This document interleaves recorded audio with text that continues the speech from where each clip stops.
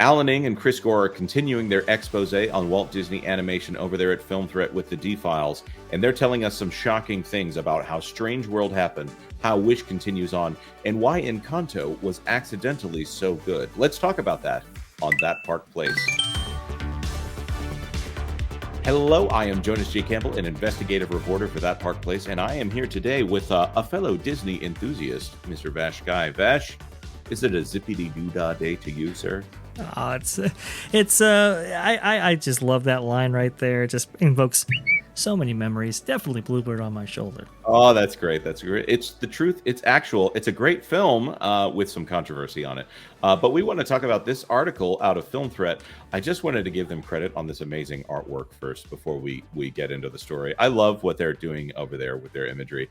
And a mouse vomiting up rainbows. That is an excellent image encapsulating the Walt Disney Company's current malaise. Maybe they can talk about that over there in Inside Out too. So this series of stories, and we're not going to get into every single one of them because you need to be going over to Film Threat to read the articles themselves. But it's about the decline of Walt Disney feature animation, specifically after the exit of John Lasseter and the rise of Jennifer Lee, who kind of wanted to leave her mark on animation. There are other ways to say that. I'm choosing the more diplomatic way of putting it.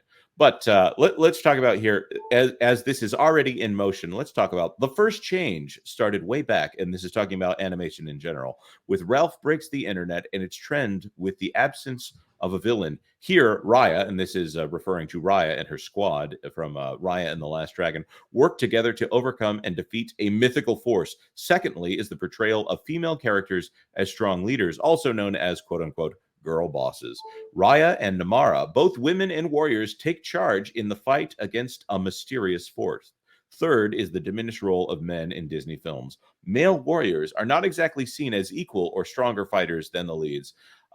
Vash, did you watch Strange World? I did not because you could kind of see that bonfire from the distance right there. It's from what I understand, not good. Yes. Well, in Strange World, you have the if you can even call him the main character, the first character that you're introduced to is Jake Gyllenhaal's guy, and I forget if I think he is Slade. What is his name? Slade Yeager. I can't. No, Yeager's the other ones. It's these names are kind of generic. They're supposed to be manly names, and this guy is a farmer of some kind, and he's there to get them all into renewable energy. And when he gets up, his wife is the one who is going out and doing the crop dusting with the plane. She's adventurous while he's at home. He's the one that's cooking breakfast. There's a lot of signaling here that he is allowing her to take the lead, and he is deferring to her. He's the one that cooks breakfast. When they dance together, she is the one that is literally leading when they're dancing. It's very cringy from a masculine standpoint. And he doesn't want to be like his father character, who is played by Dennis Quaid. That guy just wanders off. He wants to go in pursuit of fortune and glory. In fact, leaves his wife and kids behind in order to go pursue fortune and glory. But anyways, they end up in some situation where it's the dad and the gay son. They're super proud of the gay son, and they want him to hook up with Diego, I think the guy's name is. And it's very awkward. It's very beta. I don't like that word beta, but it's very beta in for lack of a better term. They go off on their own. The women have to come rescue. By the way, the airship is being captained by a woman who is also like, she's the warrior captain and she's also the head of state. They don't show the country that she's the head of state for. I'm trying not to go too deep into Strange World, but I just want to point out this guy tries to help. His wife literally has to fly to the rescue. He tries to go help the disabled dog, and he fails at that, and then they have to go rescue him. The gay son goes off to rescue. He's supposed to be being babysat. By the way, the women are working to repair everything, and the women are there to protect their families. That's what we do. And one of the lesser effeminate men is left to babysit Ethan, the gay biracial son. I don't care that he's biracial. I'm just saying that Disney really cares that he's biracial. The movie is just kind of a mess of trying to make sure that men are wrong and women are correct. I don't think that there are any women who make a mistake in this film, and anyone that is stupid is male.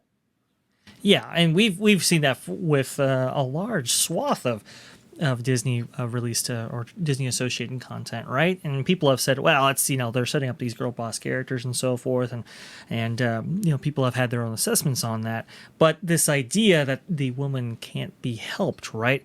If you're working under that kind of pretext, obviously it's going to affect the male characters who are part of that story. So why do we see these not only effeminate men, but also these men who are, they are caricatures of people who can't necessarily do anything, who are useless, who constantly make mistakes, who are emotionally or motivationally flawed and so forth. Well, it's kind of the result of attempting to bring women up while you're bringing women down, men down, so to speak. Yep, and to get into Alan Ng's words here on why that might have happened, according to some sources, specific measures were taken to emasculate all male characters. In Raya, no man came to Raya's aid when she was beaten. It was either another female character, another female, or the character's intestinal fortitude. Any notion to elevate a male character was directly criticized for promoting misogynistic tropes and was immediately removed. This is not an understatement. I believe it. For my part in this, the character that is what is his name? Is his name BD Wong? No, not BD Wong. Benedict Wong. Sorry, his name is. There'll be a gap here in me trying to find that name. Benedict Wong is in fact put in charge of taking care of the baby while all the women do warrior stuff in this film. And it's kind of this thing where it's the soft bigotry of low expectations, but in this case, the soft sexism of low expectations. Here, if this is how they view women versus men, it actually shows some loathing by women of women, in my opinion. But here we are continuing on here. Another problem here. I've often wondered what happened with Encanto, but I think that Alan Ng has answered it for us. Encanto was the next Disney animated feature. Like Raya and the Last Dragon, the production cost for the feature was 120 to 150 million. Oh, for the days when these things actually cost that much. Encanto earned close to 231 million in total, or 96 million in domestic. That means that most of the money that they made domestically actually went back to them, and the international stuff that can get as low as 25% depending on the market, which is considered both a critical and financial success. Well, I don't know that financially Encanto was that much of a success, except that when it ended up on Disney Plus, it became a phenomenon. So what happened? So maybe Lee's new woke crew are geniuses? Not so fast, because Encanto was a musical. It required a longer production time than Raya and the Last Dragon. Its production took 5 years, as Raya took 3. Lasseter was still in charge during half of its production. He had his handpicked creative team running it. By the time he was fired, the story was locked down and the songs were in place. The production of Encanto was like a high-speed train, with the pandemic barely slowing it down. Most critics, along with the youthful audience, agree that the film's success is due primarily to Lin-Manuel Miranda's catchy sing-along style songs. My child still makes me play its soundtrack on long trips. Absolutely. We don't talk about Bruno, and we don't talk about it all day long. I also credit the beautiful location and dynamic character design. In other words, the production was an unstoppable force that remained immune and untouched by Lee's incoming DEI recruits. Wow. I would say that there's a little bit of a sentiment against Jennifer Lee here, and I think it's earned by Jennifer Lee, by the way. But would you agree here, Vash, that it sounds like Jennifer Lee is not doing a great job? No, it's from what I understand, it's terrible, and as the D files have unbelievably pointed out, the breadth of ineptitude on Lee's part specifically, and even maybe the malice towards the certain demographics within the Walt Disney Animation are profound. So no, I don't think she's doing a very good job at all, and it's unfortunate because to have a kind of a guiding hand like John Lasseter maybe would have prevented a lot of that. But unfortunately, that's gatekeeping, right? So we had to get rid of him and allow this stuff to really take hold. It's fascinating because, Encanto has definitely been, in the last 5 years, has definitely been probably their strongest work, especially from a Disney animation point of view. And, we've seen the inclusion of Encanto-related works within the theme parks themselves, right? And that's kind of my barometer in terms of the enthusiasm from the company standpoint on how they feel about these things. If you see it included in the theme park in a big way, like, for example, the small show that plays on, It's a Small World facade, we've seen this incorporated into Nighttime Spectaculars, maybe even upcoming attractions. We'll see this August at D23 Expo or whatever they're calling it now. You make a good point. And I will say they are casting up Encanto, but I do need to point out for our audience that as they're casting that out, if you are, according to Disney's language, a male or female presenting host, you might qualify to work at the Walt Disney World Resort as a Encanto performer. That being said, let's move on to a completely unrelated subject here. Meanwhile, up in Emeryville, Pixar had been secretly slipping LGBT characters into the background of its films. In Toy Story 4, there was a pair of lesbian mommies picking up their kids. Onward had a self-identifying lesbian cop. Lastly, Lightyear featured a lesbian commander, Alicia Hawthorne, who had a pregnant wife and featured Pixar's first same-sex kiss. We all know, of course, how well that has gone for them.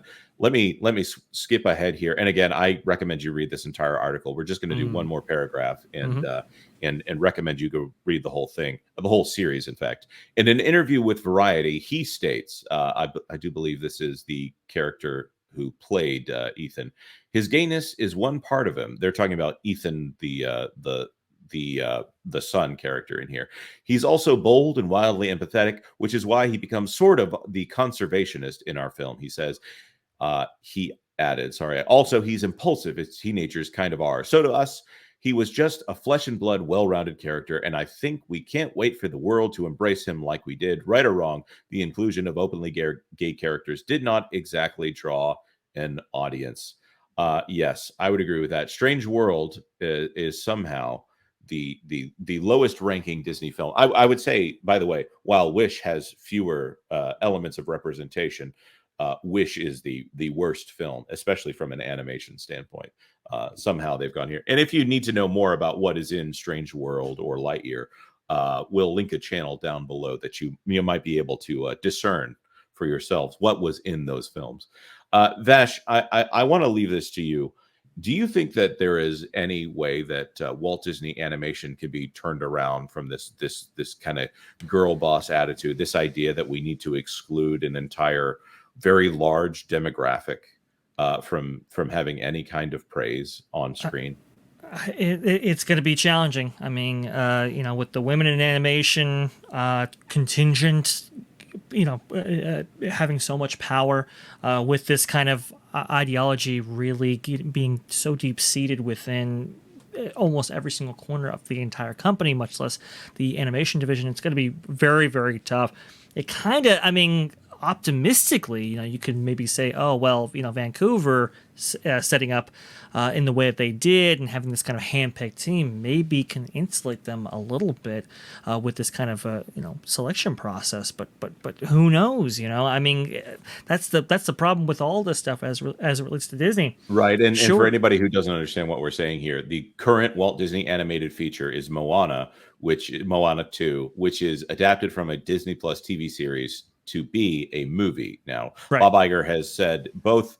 He originally said it was because we saw it and we thought it would be great to make it into a movie. And then later on, he said, well, we saw it and we figured that it would be easy to spend the money to make it into a movie because we saw that Moana was really popular. So he's kind of talking out of both sides of his mouth here. Both of those statements can be true, but I tend towards the latter there. They were needing a Disney animated feature for the end of the year. and they want to be able to assign those costs to Disney feature animation instead of Disney Plus. Right, at a crucial time when that DTC has to actually make a profit. Right, and there are videos about that on this channel here if you want to check those out.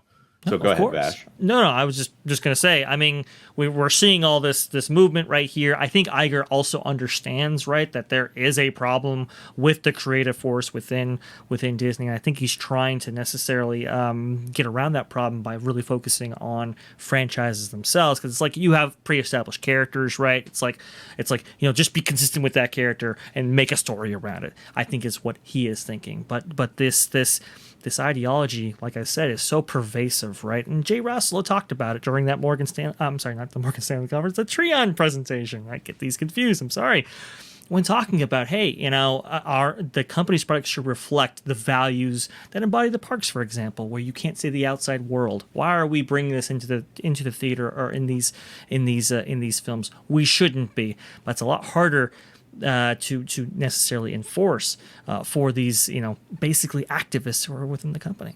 Yep, and I would agree with you. The last time that Disney had an animation problem, they solved it by buying Pixar and bringing John Lasseter into the company to guide the entire animation organization across Pixar and Walt Disney Feature Animation.